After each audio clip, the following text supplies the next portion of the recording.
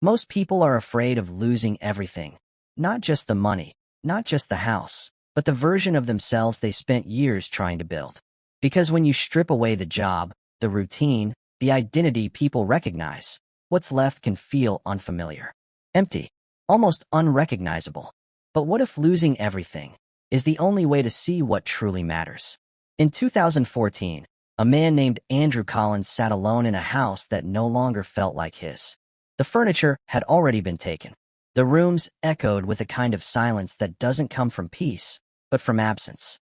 On the table in front of him was a foreclosure notice, a single sheet of paper that carried the weight of years of effort, decisions, risks, and expectations. In less than 6 months, everything he had worked for began to disappear. His business collapsed under pressure he believed he could manage. His home, once a symbol of stability, slipped away piece by piece. And somewhere along the way, he lost something even harder to define. He lost his identity. Before we go deeper into this story, let us know in the comments where you're watching from. We'd love to hear from you, and don't forget to hit that subscribe button so you never miss any of our upcoming videos. Because what happened next is not what most people would expect. There was no immediate recovery, no sudden breakthrough, no clear path forward. Instead, there was uncertainty, silence, and a question he could not avoid. Who are you when everything you built is gone? Because the moment Andrew Collins lost everything was the moment his life actually began. Andrew Collins lived in the kind of place most people would describe as ordinary, a small American town where the streets were familiar, the routines were steady, and life moved at a pace that felt manageable. It was the kind of environment where stability wasn't just expected, it was assumed. Neighbors knew each other, businesses had long-standing relationships, and people built their lives around the idea that if they worked hard enough, things would stay in place. Andrew fit into that picture perfectly. At 45 years old, he was a business owner, a husband, and a father. On the surface, his life followed a pattern that many would recognize as success. He had responsibilities, structure, and a sense of direction that gave meaning to his daily routine. He believed he had done what he was supposed to do: build something, maintain it, protect it. And for a long time, it seemed like that belief was enough. But stability can be more fragile than it appears. And sometimes, the very things that make life feel secure are the same things that begin to unravel without warning. For Andrew Collins, everything changed in a way that didn't make sense at first. There was no single moment that clearly explained what went wrong. No one decision he could point to and say that was the cause. Instead, it was a series of events that came together in a way that felt overwhelming and difficult to control. Which raises a question that is harder to answer than it seems. What actually causes someone to lose everything so quickly? Is it a matter of poor decisions, risks taken at the wrong time, or circumstances that no one could have predicted? And when it happens, when everything begins to fall apart, how does someone even begin to rebuild when there's nothing left to return to? Because what made Andrew's situation different was not just the financial loss. It was something deeper, something that didn't appear on any statement or document. He didn't just lose his business or his home. He lost the version of himself he believed he was, the identity he had built over years of work and expectation. And without that, the question was no longer just about recovery. It became about understanding who he was without it. Before everything began to fall apart, Andrew Collins was the kind of man people trusted without hesitation. He owned a small construction company that had grown steadily over the years, not through luck, but through consistency. He showed up early, stayed late, and built a reputation that made people believe in his work and his word. In a town where reliability mattered, Andrew was known as someone who delivered. To him, success was not about excess or recognition. It was about stability, providing for his family, maintaining what he had built, and continuing to move forward without disruption. That belief shaped how he saw the world, and more importantly, how he saw himself. At home, that stability extended into his personal life. He lived in a comfortable house with his wife, Sarah Collins, who had stood beside him through the years of building and growth. Their relationship was not perfect, but it was grounded in shared effort and understanding. Their son, Jake Collins, was at an age where he was beginning to form his own perspective of the world, watching closely, even when he didn't say much. From the outside, the Collins family appeared balanced, structured, and secure. the kind of life people assume will continue in the same direction. But beneath that structure, there were signs that something was beginning to shift. Andrew had started taking on larger projects, pushing beyond the scale that had once worked for him. The risks were bigger, the timelines tighter, and the pressure more constant. What once felt manageable began to feel stretched, but he didn't slow down.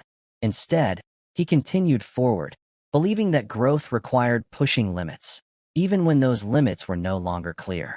Stress became part of his routine, something he acknowledged but never addressed. Friends who had known him for years began to notice the change, though they rarely said it directly. Later, when everything had already happened, some of them would reflect on that time with a single observation. He didn't know when to stop. What made this even more complicated was not just the external pressure, but the way Andrew processed it internally. For him, failure was not just a setback. It was something much heavier. He had built his identity around what he had achieved, around the idea that his value was tied to what he could maintain and grow. Losing money was not just a financial concern. It felt like losing control, losing direction, losing the version of himself he had spent years becoming. And because of that, the possibility of failure was something he avoided not by stepping back, but by pushing harder. And then, everything began to unravel at once. The collapse did not arrive as a single moment. It unfolded in stages, each one building on the last, until there was no clear point where things could be reversed. It began with a project that Andrew Collins had believed would take his business to the next level. Larger than anything he had handled before, it carried the promise of growth, recognition, and financial stability. But as the work progressed, complications began to surface. Delays turned into setbacks. Costs began to rise beyond what had been planned. What Andrew had once seen as an opportunity slowly became a problem he could no longer contain. And when the project failed, it did more than affect his reputation. It disrupted everything connected to it. The investors who had supported the expansion began to step back. Their confidence shifted quickly, replaced by caution and distance. Without that support, the financial structure Andrew had relied on started to weaken. Debt, which had once felt manageable, began to grow in a way that no longer made sense. Payments became harder to meet.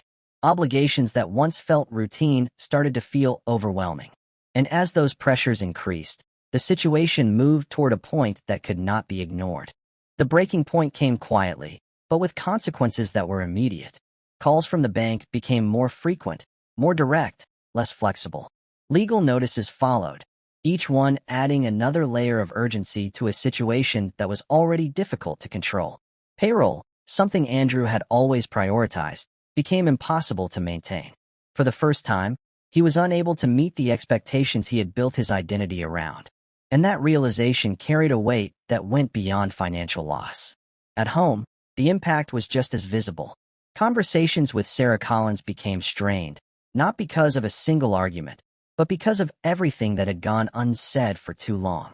Trust, which had once been steady, began to shift as uncertainty replaced clarity. Jake Collins watched the changes quietly, his distance growing not out of anger, but out of confusion. The stability that had defined their lives was no longer present, and no one seemed able to explain how or why it had changed. Then came the final sequence of events, each one closing a door that had once been open. The business, which Andrew had built over years of effort, shut down completely.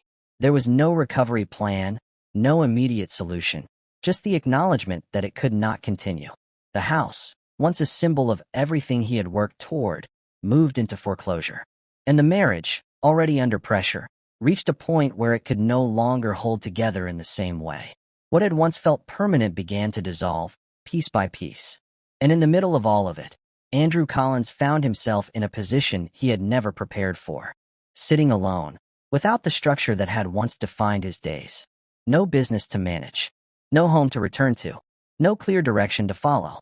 The silence that surrounded him was not just the absence of noise, but the absence of certainty. For the first time in years, there was nothing left to maintain. And that was the moment everything changed. Because that was when Andrew Collins disappeared, not physically, but from the life he once knew. The days that followed did not bring clarity. They brought silence.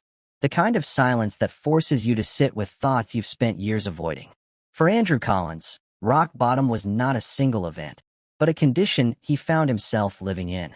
Nights were no longer spent in a home, but in the confined space of his car, where sleep came in fragments and rest never fully arrived.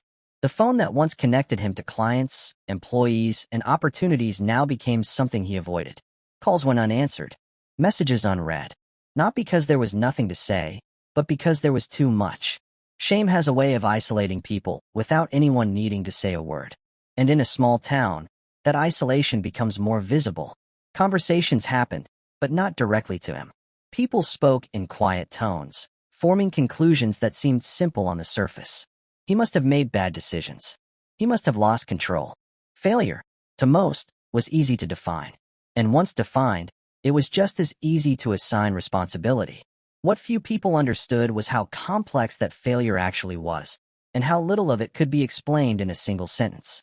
Inside, Andrew's thoughts moved in cycles that offered no resolution. Regrets surfaced first, replaying decisions with the clarity that only comes after the outcome is known. Then came anger, not always directed outward, but often turned inward, questioning choices, judgment, and the path that had led him here. But the most difficult part was something harder to name. An identity crisis that did not come with clear answers. Because when everything you've built is gone, the question is no longer what you do next, it becomes who you are now. At first, Andrew tried to fix it in the only way he understood. He attempted to rebuild quickly, to find another opportunity, another project, another way to return to the life he had lost. But those attempts did not work. Each one fell apart under the same pressure he had not yet learned to recognize. Instead of stepping back, he pushed forward again, repeating patterns that had already led him here. And when those efforts failed, it became easier to place the responsibility elsewhere. Market conditions, timing, other people, anything that delayed the moment where he would have to look at the situation differently. But there comes a point where the same approach no longer produces any result at all, where continuing in the same direction only leads to the same outcome. And for Andrew Collins, that point arrived quietly, without announcement. Not as a realization, but as a moment where there was simply nothing left to continue. It was during that period, when his life had narrowed down to survival and reflection, that something unexpected happened. He met someone he would not have noticed before, an older man named Robert Hayes. There was nothing immediately remarkable about him. No indication that this meeting would carry any significance. But sometimes, the most important moments do not arrive with obvious meaning. They begin as ordinary encounters, only revealing their impact later. And what this man told Andrew would change everything. What followed was not the kind of outcome most people expect when they hear a story like this. There was no sudden return to wealth, no dramatic recovery where everything Andrew Collins had lost was rebuilt exactly as it had been before. In fact, the path he took moved in a completely different direction. Slowly, and without any sense of urgency, Andrew began to change the way he approached his life. Not through large decisions or visible milestones, but through smaller, quieter shifts that most people would not immediately recognize as progress. He stopped trying to rebuild the version of success he had lost. Instead, he focused on what was directly in front of him. Work that was simple, consistent, and manageable. Conversations that were honest rather than controlled. Time that was no longer measured by productivity, but by presence. The pressure to prove something, to return to a specific level of status, began to fade. And in its place, something else started to form. A sense of clarity that had never been part of his life before. The relationships that had been affected by his collapse did not instantly return to what they once were. With Sarah Collins, the process was gradual. There were conversations that were difficult, moments where the past still carried weight, and times when understanding did not come easily. But what changed was the way those conversations happened. They were no longer shaped by expectation or assumption, but by honesty. The same was true with Jake Collins. Their connection did not rebuild through grand gestures, but through consistency. Showing up, listening, being present in a way that had not existed before. In the community, the way people saw Andrew also shifted, though not in the way it had before. Respect was no longer tied to what he owned or what he had built. It came from how he carried himself after losing it. From the way he approached work, relationships, and responsibility without trying to present something he was not. The same people who once formed quiet conclusions about his failure began to see something different. Not success in the traditional sense, but something that was harder to define and easier to overlook. Because what Andrew Collins found was not money. It was clarity. The clarity to understand that much of what he had once valued was built on assumptions that no longer held meaning. That losing everything had removed the layers that once defined him, leaving behind something more direct, more honest, and more real.